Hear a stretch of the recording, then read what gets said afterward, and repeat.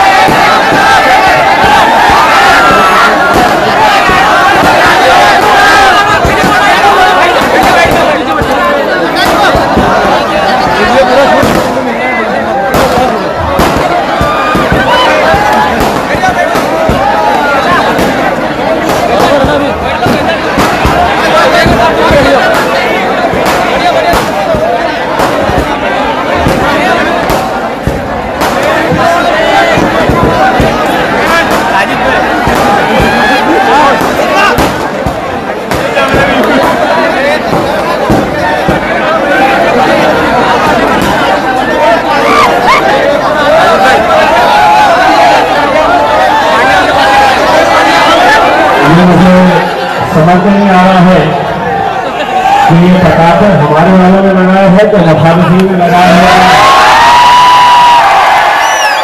कि मेरी आवाज आप तक पहुंचनी नहीं चाहिए करती पूरा फंस जाएंगे तो 3 तारीख के दिन क्या होने वाला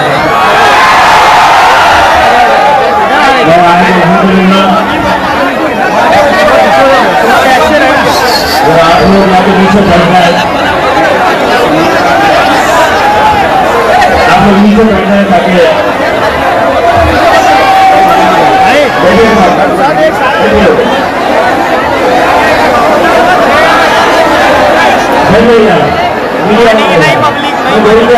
धुलाई करना मंदिर में धोखे आ गया हूँ।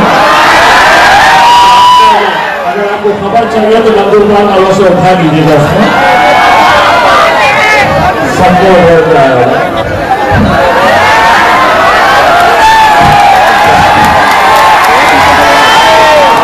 जिसको जो भाषा समझ में आती है उस भाषा में जवाब देके आना होगा। मैं अल्हम्दुलिल्लाह जो दीवानगी और जो जोश मैंने आज 40 गाँव के अंदर देखी है, नंदुरबार में देखा हूँ, शिवपुर में जो देखा हूँ। अल्हम्दुलिल्लाह आज जब मैं ये मंजर देखता हूँ मेरे भाइयों, मुझे आज से 15 साल 20 साल पहले के मजलिस इत्तेहाद और मुस्लिमीन के उस सफर को मैं याद करता हूँ जब किसी नौजवान लड़के के मोटरसाइकिल के ऊपर, भाई साहब सिर्फ आप चंद लोगों की वजह से बहुत सारे लोगों को नुकसान हो रहा है।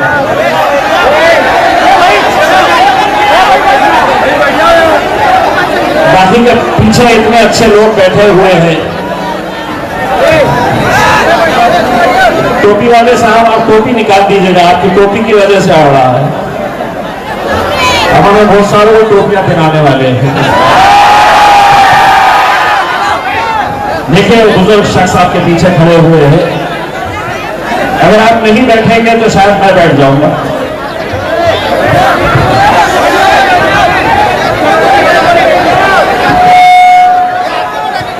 तो मुझे 15-20 साल पहले मजलिस इत्तेहाद और मुस्लिमीन का वो सफर याद आता है जहां पर एक नौजवान अगर अपनी गाड़ी के ऊपर भी MIM लिखता या उसकी गाड़ी के ऊपर पतंग का निशान रहता या वो कोई पोस्टर लगाता जिसके ऊपर हमारे क़ायद बैरिस्टर असदुद्दीन अवैसी साहब की तस्वीर रहती, तो मुझे अच्छी तरह से याद है कि पुलिस उस नौजवान लड़के को पकड़ लेती, उस नौजवान लड़के के ऊपर कार्रवाई होती कि तुमने अपनी गाड़ी के ऊपर ये MIM का स्टिकर क्यों लगाया है। वो दौर ऐसा था कि जहां हमारे क़ायद बैरिस्टर असदुद्दीन अवैसी साहब वो हर जगह पे रोका जाता था, ये कहा जाता था कि आप ये फला इलाके में नहीं आएंगे, आपको हम परमिशन नहीं दे रहे हैं, आप यहां पर जलसा नहीं ले सकते हैं। ये ऐसे रोक टोक लगाई जाती थी। आज अल्हम्दुलिल्लाह आप लोगों की दीवानगी, आप लोगों का जोश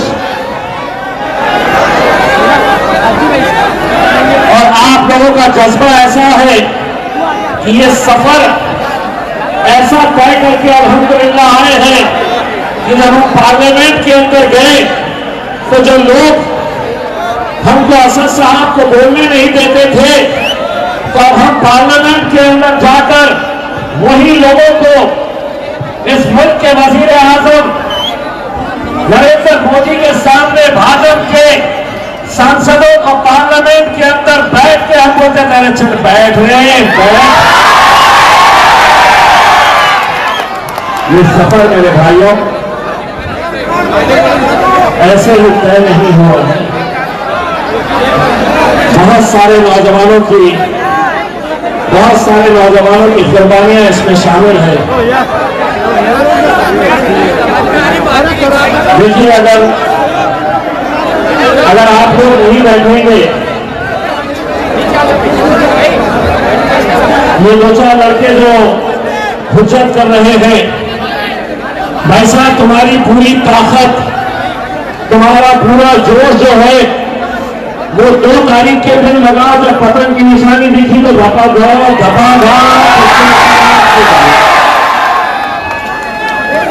पूरी ताकत यहीं पे खर्च कर देंगे।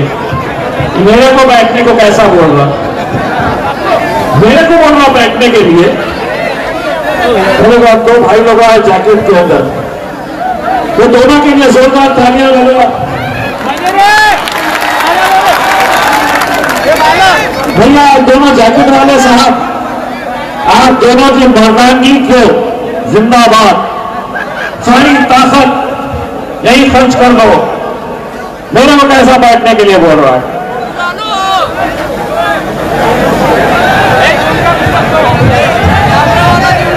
भाइयों, शहादा, नंगुरबाग ऐसे ये इलाके हैं जिसमें हमेशा से ही मजलिस इत्तेहाद और मुस्लिमीन का साथ दिया।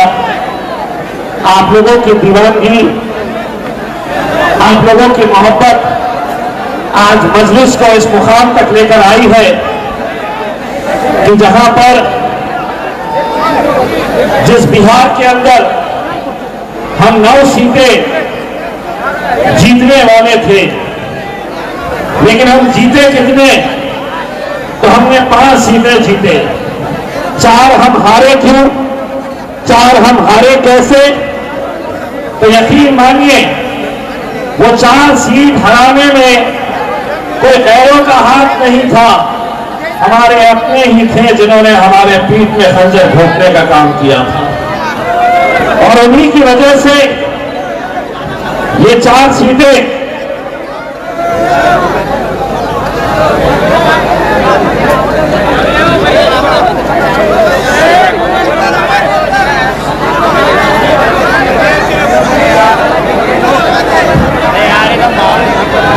साहब अगर इतनी दूर से आए हैं, 250 किलोमीटर दूर का सफर करके आपसे बात करने आए हुए हैं, ये जलसे को आप सीरियस लो।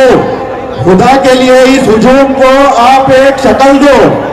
अगर आप ऐसी ही आवाजें करते रहेंगे और साहब का वक्त बर्बाद हो जाएगा तो इतनी दूर आया हुआ उनका कुछ हासिल नहीं होगा।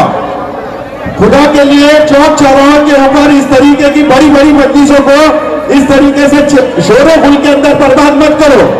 अभी साहब को मेहरबानी करके आवाज खामोश लेकर सुनिए। चलिए साहब, देखिए यहाँ पर भी बहुत सारे लोग हैं, वो लोग भी, उन लोगों के बीच में भी अड़थड़ा ना हो। मीडिया वाले साहब से मैं ये कहना चाह रहा हूं, मैं कोई शाहरुख खान नहीं हूं भाई साहब। हमारी आवाज सुनो, आवाज रिकॉर्ड करो और फिर तो अगर भाई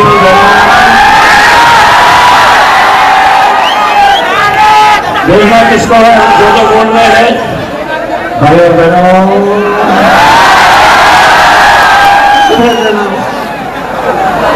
अब कोई किसी को ये मत बोलो कि तुम बैठ जाओ।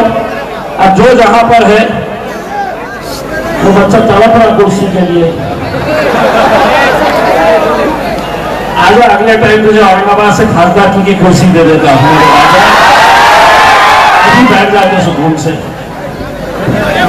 तो मेरे भाई, मुझे इस बात का यकीन मानिए, कहीं कोई नाराजगी इसलिए नहीं होती कि ये जो कौम है, ये जो दीवाने हैं, मजलिस दीवानों की जुनूनियों की एक जमात का नाम है। मैं अल्हम्दुलिल्लाह जहां तक मेरी नजर दौड़ा रहा हूं, वहां पर मजलिस के चाहने वालों का एक सरों का समंदर मैं देख रहा हूं। और अल्हम्दुलिल्लाह मुझे पूरा यकीन है कि आने वाली 2 तारीख के दिन आप लोग अपने अक्ल सलीम का इस्तेमाल करते हुए इतने सालों तक जिन लोगों ने, जिन सियासी पार्टियों ने इस मुल्क से हमारी क़यादत खत्म की है, आज इस मुल्क के अंदर अगर गौर करिए, सोचिए कि हम किस मुकाम के ऊपर आ गए हैं कि मेंबर ऑफ पार्लियामेंट खासदार पूरे महाराष्ट्र से एक भी नहीं है, पूरे गुजरात से एक भी नहीं है, पूरे मध्य प्रदेश से एक भी नहीं है, झारखंड से एक भी नहीं है, कर्नाटक से एक भी नहीं है। और क्यों नहीं है, इसके ऊपर कभी गौर करे? नहीं करे। मैं बताता हूं, जब भी इलेक्शन आए तो इलेक्शन के वक्त इन सियासी पार्टियों ने कैसा धंधा करते थे इस कौम का, कैसा बेचे जाता था मेरा नौजवान, हमारे वोटों को कैसा खरीदा जाता था, बांटा जाता था। कभी हमको यह कहा जाता था कि नहीं, ये जातिवादी पक्ष है, ये कट्टरपंथी है, असदुद्दीन अवैसी कम्युनल है। अगर तुम्हारी सियासत ये है कि जहां पर तुम हमारे वजूद को खत्म कर रहे हैं, ऐवानों से हमारी आवाज को पूरी तरह से खत्म कर दिया गया है, और जब इलेक्शन का वक्त आया तो हमको यह कहा गया कि नहीं साहब, ये पार्टी सेक्युलर है, हमको सेक्युलरिज्म का साथ देना है। असदुद्दीन अवैसी कट्टरपंथी है, कम्युनल है, लोगों को भड़काने का काम करते हैं, भड़काऊ भाषण देते हैं। ऐसे इल्जाम इस पार्टी के ऊपर और मेरे कायद बैरिस्टर असदुद्दीन अवैसी साहब के ऊपर लगाए जाते आए हैं, और उसी का नतीजा है कि हमारी भोली भाली आवाम उनकी बातों में आ जाती, आधे इधर आधे उधर बच जाते, बिखर जाते। तो कभी शिवसेना जीत कर आ रही, कभी भाजपा जीत कर आ रही, कभी चचा भतीजा एनसीपी के आ जा रहे, कभी कांग्रेस आ रही। लेकिन आपकी क़यादत शून्य, जीरो। जिस ऐवान के अंदर हमारे और आपके मुस्तकबिल के फैसले लिए जा रहे हैं, वहां पर आपकी आवाज नहीं, क्योंकि मुसलमान इस मुल्क का नहीं साहब, मुझे सेक्युलर पार्टियों का साथ देना है।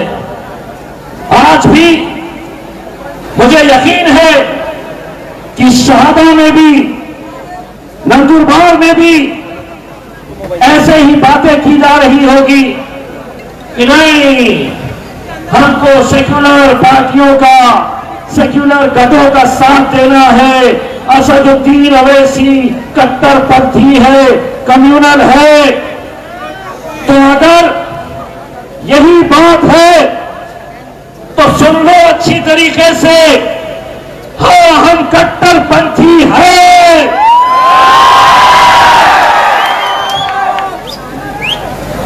हम, अगर तुम ये बताना चाह रहे हैं कि सेक्युलर सेक्युलर सेक्युलर सेक्युलर पार्टियों का साथ दो, तो अब जवाब लो। ऐसी सेक्युलर पार्टियां जिन्होंने इस मुल्क से मुसलमानों की क़यादत खत्म की है, तो ऐसी सेक्युलर पार्टी और ऐसे लोग जो तुम्हें आकर ये कह रहे हैं कि नहीं सेक्युलर नेता को हमें वोट करना है, तो ऐसे सेक्युलरिज्म को असदुद्दीन अवैसी साहब हो या इम्तियाज जलील हो, ऐसे सेक्युलर पार्टी और ऐसे सेक्युलर नेताओं को चूंटी पे रखते हैं हमेशा।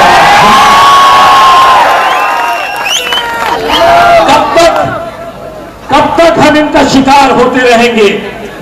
कब तक हम इस खेल में एक खिलौना बनकर खेलते?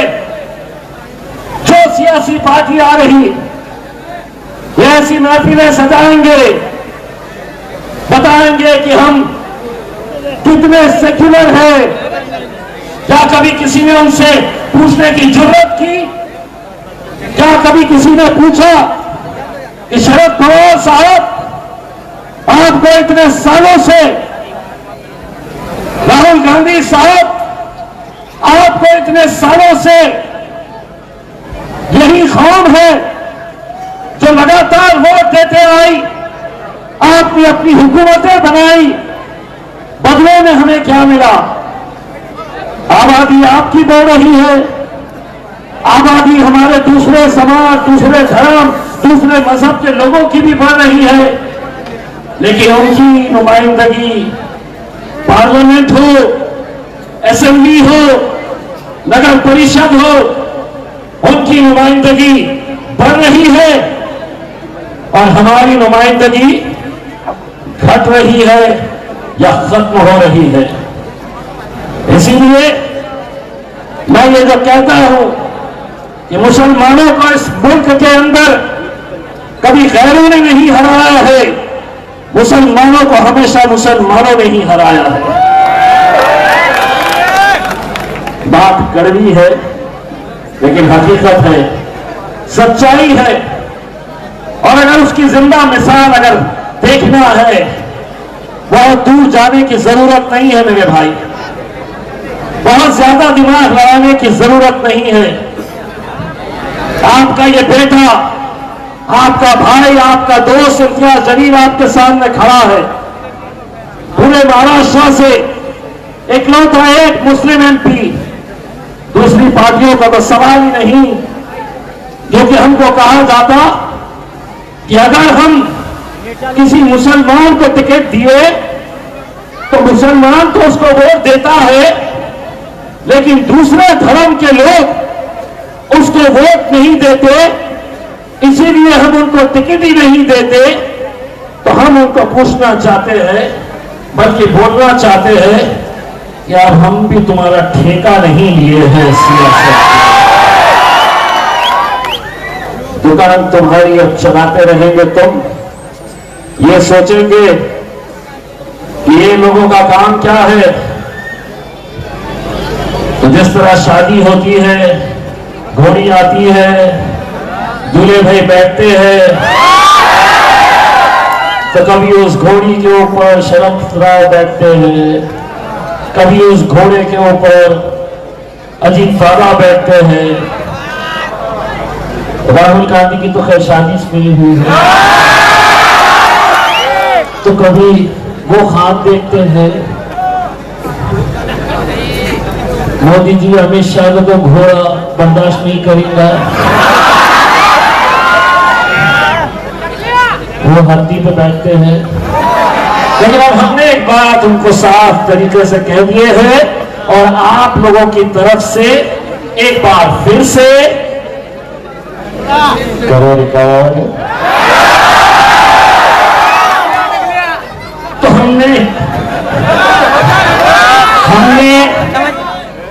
आपकी तरफ से एक पैगाम अब दे दिए है कि अब इसके बाद शादी होगी जरूर, घोड़ी आएगी जरूर। पहले तुम बैठते थे और हमें नचाने का काम करते थे बारातियों की तरह, अब घोड़ी से हम चढ़ेंगे। हम मतलब मैं नहीं, क्योंकि एक तकरीर में मैंने जब बोल दिया तो दूसरे दिन बीवी ने खाना ही नहीं दिया मेरे को। तुम्हारी शादी हो रही है, तुम कहेंगे घोड़े पे चढ़ रहे हैं डबल। तो अब हम घोड़ी हमारी, दूल्हे भाई भी, जिसकी शादी नहीं हुई वो दिल पे हाथ रख के बोल दो, मैं बोलूंगा घोड़ी तो एक ख्वाहिश, अल्लाह आमीन बोल देगा। घोड़ी आएगी और दूल्हे हम ही बनेंगे। और सामने कौन ताता थैया करेगा? किसको को देखना चाहेंगे आप ताता थैया करते हुए, लगाते हुए?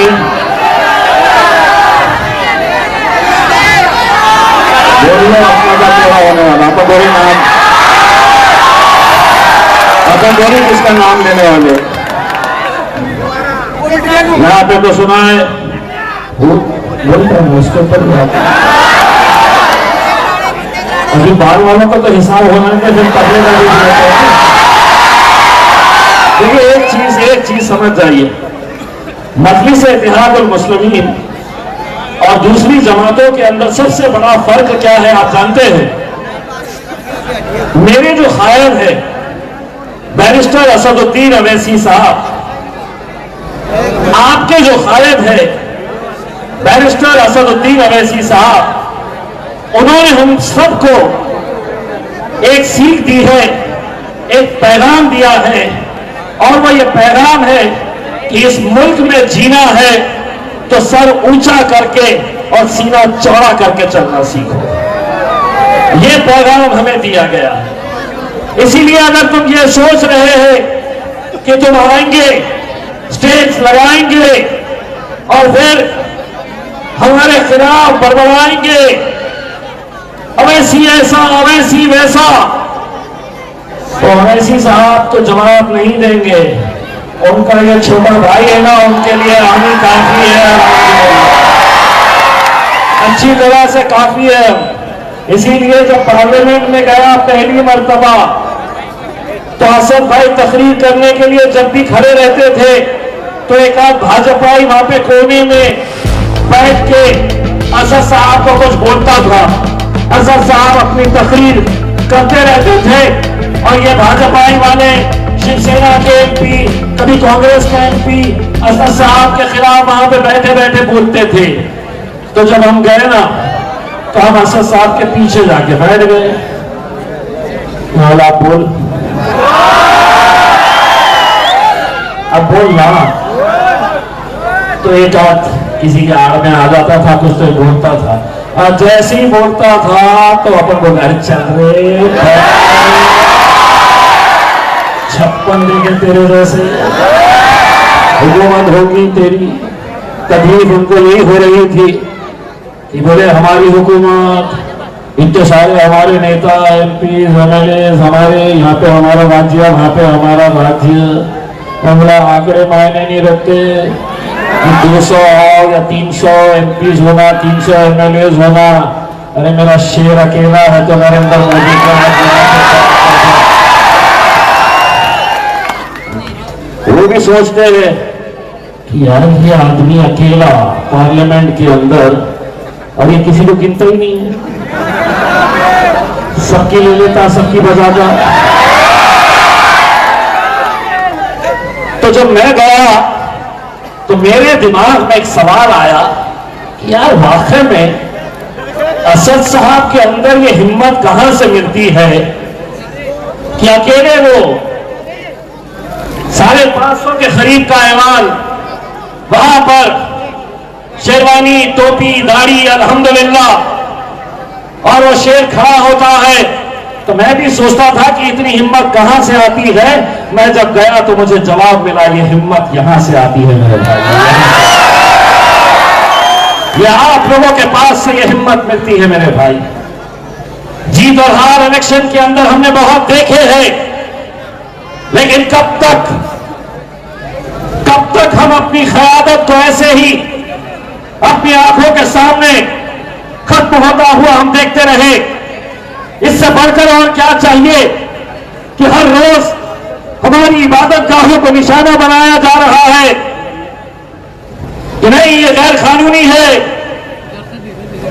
मस्जिदों को, दरगाहों को निशाना हर रोज बना रहे, गरीबों के घरों को बुलडोजर से 1 मिनट 2 मिनट के अंदर जिंदगी भर पाई जमा करके जो लोग एक इमारत, अपना घर तैयार करते हैं, बुलडोजर लाकर गिरा रहे हैं। और हम क्या कर रहे हैं? हम सोशल मीडिया के ऊपर देखकर हम अपने गुस्से का इजहार कर रहे हैं। बहुत दूर नहीं है मेरे भाई, यहीं से जलगांव के जामनेर में मालूम है क्या हुआ था।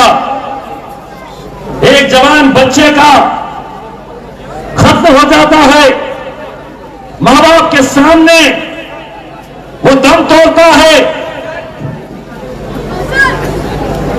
पुलिस आरोपियों को गिरफ्तार नहीं करती, जो होते हैं उन्हें जमानत पर बाहर निकाला जाता है, क्योंकि पुलिस वक्त के ऊपर चार्जशीट नहीं फाइल कर रही है। तसव्वुर करिए, वो लड़का किसी का तो बेटा होगा, वो लड़के के अपने भी मां बाप, वो लड़के के आंखों में एक ख्वाब, एक सपना, वो लड़के की अपनी बहनें। लेकिन हमें क्या, वो मर गया है, उसे मार दिए हैं, ठीक है, एक और मर गया है, तो क्या फर्क पड़ता है? तो जामनेर में जो लड़का मरा है मेरे भाई, जिस लड़के की जान महज एक छोटे से मुद्दे के लिए ली गई, वो लड़का कल के दिन आप भी हो सकते हैं, मैं भी हो सकता हूं। कौन बोलेगा उसके लिए? कौन आवाज उठाएगा उसके लिए? क्या आपको लगता है कि ऐसे जब वाक़े हिंदुस्तान के हर जगह से हमें सुनने को मिलते हैं, तो किस पार्टी का कौन नेता आपके लिए या उस बुजुर्ग बाप के लिए या रोती बिलखती उस मां के लिए आवाज उठाएगा? किसी से उम्मीद है तो बताओ मुझे। हां, हमें इस नेता से उम्मीद है।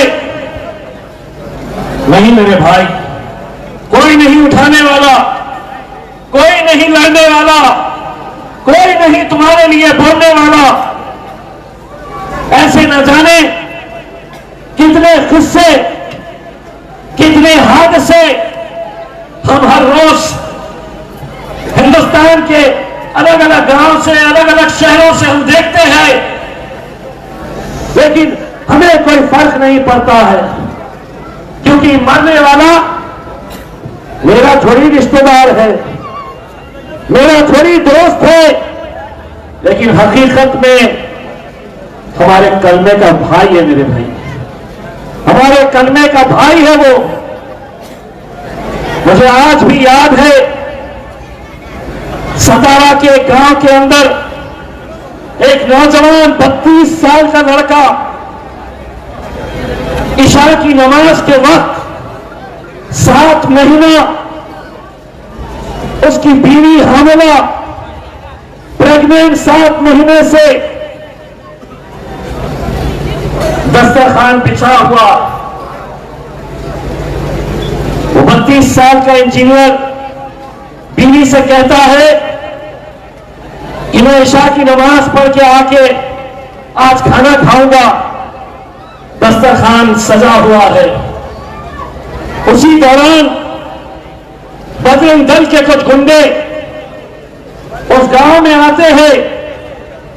किसी ने कुछ सोशल मीडिया के ऊपर, व्हाट्सएप, फेसबुक के ऊपर कोई गलत बयानी की तो ये गुंडे उस गांव के अंदर आते हैं। उस लड़के को ढूंढने के लिए जिसने वो गलत स्टेटमेंट व्हाट्सएप के ऊपर डाला, वो लड़का वहां नहीं मिला। जाते जाते उनकी नजर मस्जिद के ऊपर पड़ी। उन्होंने समझा कि हम ढूंढने आए हैं तो हम कुछ भी कर सकते हैं। उन्होंने पत्थर उठाए और पत्थर उठाकर उस मस्जिद के अंदर पथराव शुरू किया। ये 32 साल का लड़का वजू कर रहा था। उसने समझ गया कि कुछ बाहर गड़बड़ है। दरवाजे के पास आया, चट्टान की तरह उस दरवाजे के सामने खड़ा हो गया कि ये गुंडों को अंदर नहीं आने देंगे। गुंडों की तादाद ज्यादा थी। उन्होंने दरवाजे को धक्का लगाए, दरवाजा तोड़ा और उस मस्जिद के अंदर घुसे। मस्जिद का तामीरी काम चल रहा था, फर्शियां पड़ी हुई थी। लड़के को जब धक्का दिए तो वो वहीं पर मस्जिद में वजूखाने के पास गिर गया। उसमें से कुछ गुंडे एक बड़ी फर्शी उठाते हैं और उसके सर के ऊपर वो फर्शी मार दी जाती है। वो लड़का वहीं का वहीं अपनी जान गंवा देता है। मेरे भाई, वहीं का वहीं खत्म हो जाता है। तसव्वुर करो, जब उस मस्जिद से लोग जाकर उसके घर में उसकी बीवी को कहते हैं कि तुम्हारा शौहर अब नहीं है, मर गया है। आप कभी अपने भाई, अपने बेटे के बारे में तसव्वुर करके देखो ये मंजर को, सोचो।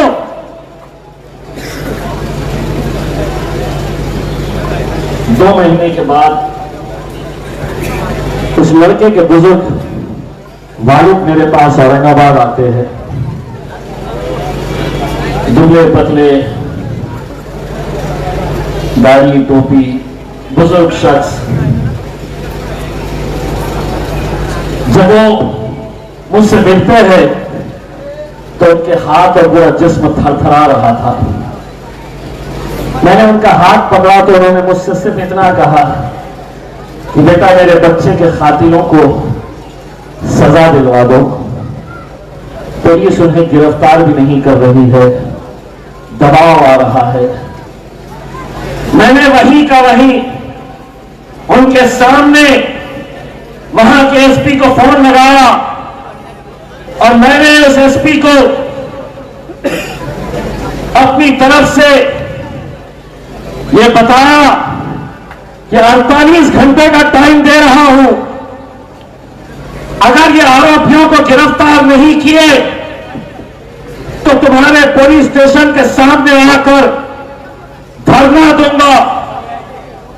उसी दिन रात में पुलिस का फोन आता है कि साहब आप मत आइए, आरोपियों को हमने गिरफ्तार कर लिया है। ये इम्तियाज जरील इन तालियों का हकदार नहीं है मेरे भाई। ये अल्लाह ने वो ताकत आप लोगों की बदौलत जो बख्शी है, वरना हो सकता है वो पुलिस वाला मुझसे भी कहता कि तू कौन, लेकिन उसको मालूम है कि अगर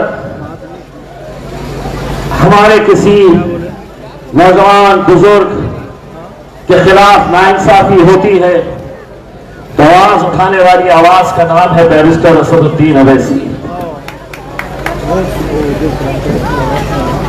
तो जब वो आरोपी गिरफ्तार हो गए तब मुझे जानकर ये एहसास हुआ कि आज अगर अल्लाह ने ये मुकाम मुझे दिया था, मैं एमपी था उस वक्त, अगर ये मुकाम मुझे नहीं मिला होता तो शायद उस बुजुर्ग को अपने बेटे के कातिलों को सजा दिलाना नामुमकिन सी बात थी। ना तो उसके लिए कोई दूसरी पार्टी का सियासी नेता खड़ा होता, ना उनको इंसाफ दिलाने के लिए कोई जद्दोजहद करता। इससे बढ़कर और क्या चाहिए मेरे भाई कि हम इस मुल्क के अंदर ऐसे मरहले और ऐसे मुकाम के ऊपर आ गए हैं कि जहां पर कभी हमने हमारी कौम को गालियां देते हुए सुना था, कभी हमारे दाढ़ी टोपी हमारे बुजुर्गों के खिलाफ हमने सुना था, लेकिन हद तो इस मुल्क के अंदर यह हो गई है कि हमारे नबी करीम सल्लल्लाहु अलैहि वसल्लम उनके खिलाफ कोई गुस्ताखी करता है और हम लोग खामोश। हम भी इंतजार करते रहे कि किसी पार्टी का कोई सेक्युलर लीडर खड़े होकर ये कहे कि नहीं, ये जो कौम है इनके लिए अपनी जान से भी अजीज कोई है तो हमारे मोहम्मद मुस्तफा सल्लल्लाहु अलैहि वसल्लम है। मेरे भाई, वो गुस्ताखी होती है तो भी हम खामोश।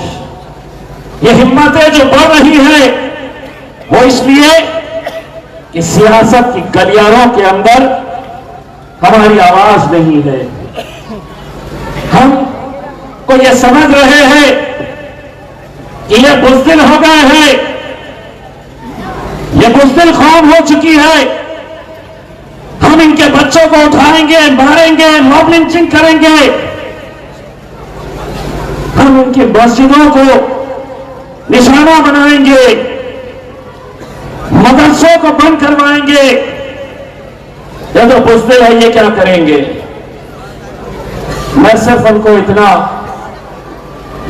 बताना चाहता हूं कि हां, इससे पहले मुसलमान कभी कांग्रेस के साथ था, कभी राष्ट्रवादी के साथ था, कभी समाजवादी के पार्टी के साथ था, कभी आरजेडी के साथ था, लेकिन अब इस मुल्क का मुसलमान मेरे कायद बैरिस्टर असदुद्दीन अवैसी के साथ है।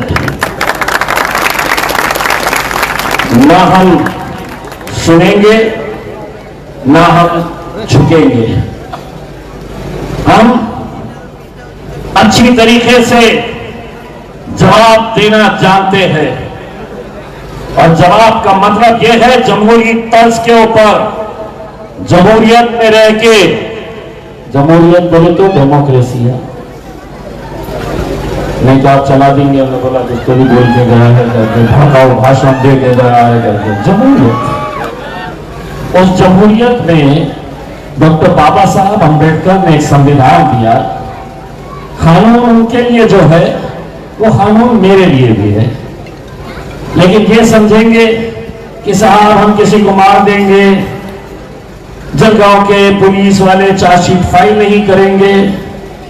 सवाल हम करेंगे, हम सवाल करते रहेंगे और इसलिए करेंगे कि अब वक्त आया है कि 75-76 सालों तक तो बोलते थे और हम सुनते थे, अब हम बोलेंगे, अब हम बोलेंगे और तुम्हारे वैसे यहाँ पर खाने को क्या मिलता है शादियों में? मारे गोश्त। आज तो शादी नहीं थी क्या यहाँ पे?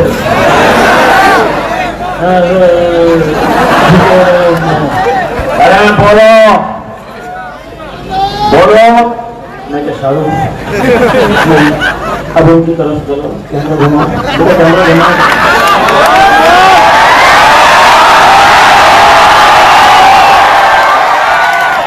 अब हम बोलेंगे और तुम्हारे, अब हम बोलेंगे और तुम्हारे, कब तक हम सुनते रहेंगे साहब, और क्यों सुनते रहेंगे? अब हम आपको एक बात अच्छी तरीके से समझाने के लिए आए हैं। विरासत से अब तय नहीं होंगे सियासत के फैसले, विरासत से तय नहीं होंगे सियासत के फैसले। उड़ान तय करेगी आसमान से, उड़ान तय करेगी आसमान।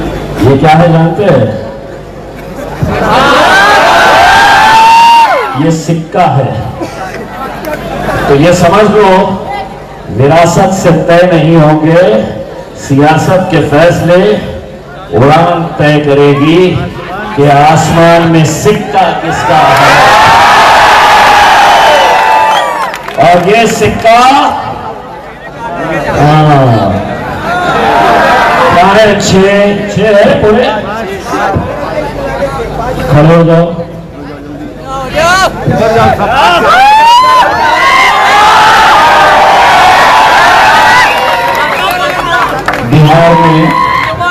बिहार में अच्छी तरीके से हमने कांग्रेस को बोले हमको 6 दे दो, लालू को बोले हमको 6 दे दो। 243 सीटें हैं बिहार के अंदर। तो लालू का पोता बोला अगर तुमको भाजपा को हराना है बिहार में तो तुम बिहार में इलेक्शन ही मत लड़ो। राहुल गांधी बोला कहीं को देते 6 सीटें। उन्हें हैदराबाद से आए हुए हैं। हैदराबाद का यहाँ पे क्या है? बिहार के अंदर कौन अवैसी को पहचानता है? यहाँ पर क्यों देंगे बिहार के लोग अवैसी को? वो तो हैदराबाद के हैं। हमने बोले तुम्हारे मम्मी इटली के है।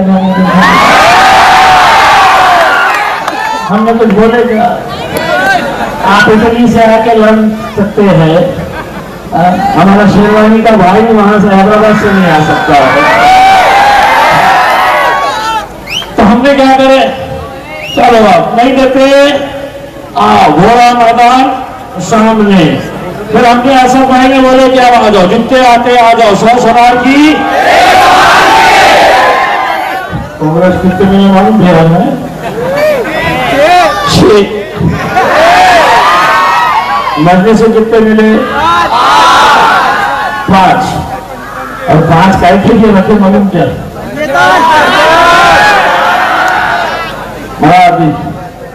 मजलिस का जब ये बंगला मेरे भाई, ये वक्त आप लोगों को अपनी एक चरित्र दिखाने का है। मुझे बताया गया है कि यहाँ पर बहुत सारे वही मुसलमान, सुन लीजिएगा, आपको ऐसा लग रहा होगा कि हमको सुनने के लिए वहां से लेके यहाँ तक, यहाँ से लेके वहां तक ना, हमारे दुश्मन भी घर पर बैठ के इनके जरिए सुन रहे हैं। क्या बोलता? करो रिकॉर्ड भेजो और बोलो सेक्युलर का ढोल बंद करो। जो मुसलमान बोल रहा है नहीं साहब ये सेक्युलर है। मुझे बताया गया है कि एक साहब ने गठ तैयार किए हैं, बोले बहुत सेक्युलर है। और हमारे मुसलमान बहुत अच्छा है, बहुत अच्छा आदमी है, बहुत अच्छा आदमी है साहब, अपन सब उसको देना करके। तो एक बात सुन लो, वो तुम्हारी पार्टी बहुत अच्छे हैं, हमसे किनारा कर लो, हम बहुत बुरे हैं, लेकिन बुरे वक्त में हम ही काम आने वाले हैं। और पता चला जिन्होंने गढ़ बनाए हैं उनके पापा 5 साल पहले भाजपा में थे। और वो कौन है आपके खिलाफ, कौन सी पार्टी के हैं? पूरे अच्छा, अपक्ष तो होंगे ही।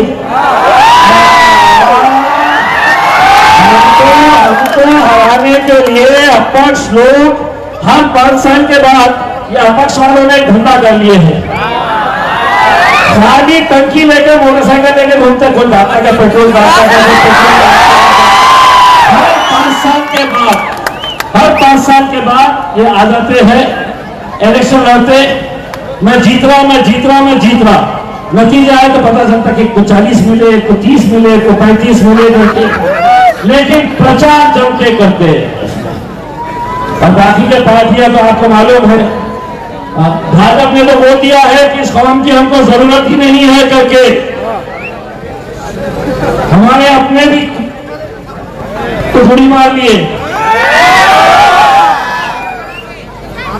भाजपा बोलती हमको इनकी जरूरत ही नहीं है, और हम बोलते हैं हमको मोदी की जरूरत ही नहीं है।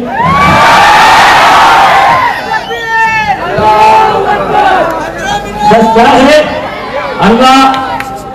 अल्लाह आपकी दिली ख्वाहिश पूरी करे। साहब क्या करते थे वजीर आजम बनने से पहले?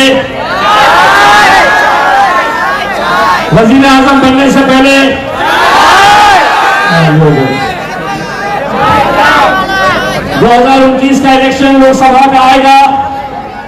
शाहजहां में रेलवे स्टेशन है, मंगलवार में है, वहां पे ट्रेन में सफर करेंगे आप 2029 के अंदर। तो खिड़की के पास एक आदमी आएगा,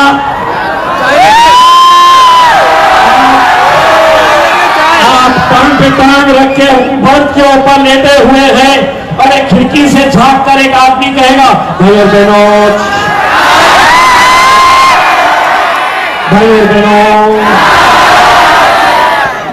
जय जय जय जय जय जय जय जय जय। उसके पीछे एक और आएगा मोटा, ये पकड़े कौन है? वो कौन रहेगा?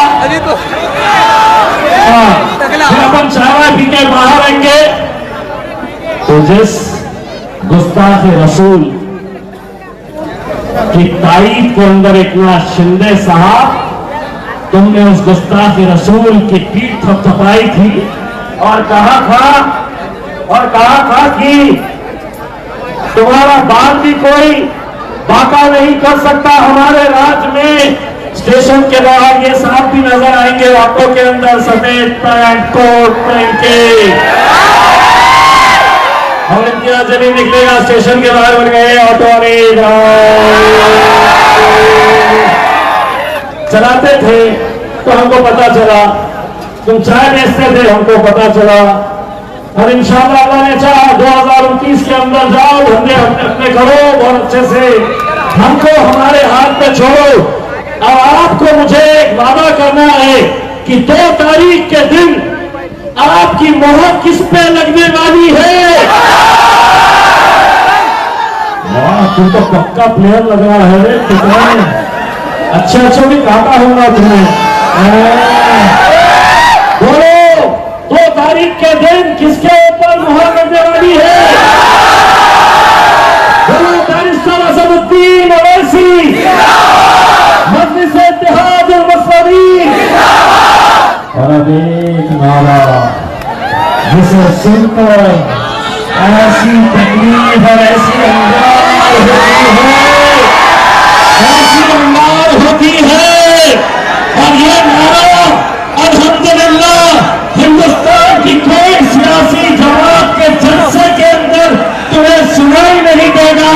ये नारा सिर्फ और सिर्फ जो कहते हैं ला इलाहा इल्लल्लाह मुहम्मदुर रसूलुल्लाह, बोलो तेरा मेरा रिश्ता क्या, तेरा मेरा रिश्ता क्या। हाँ, जो बीजेपी वाले बैठे हुए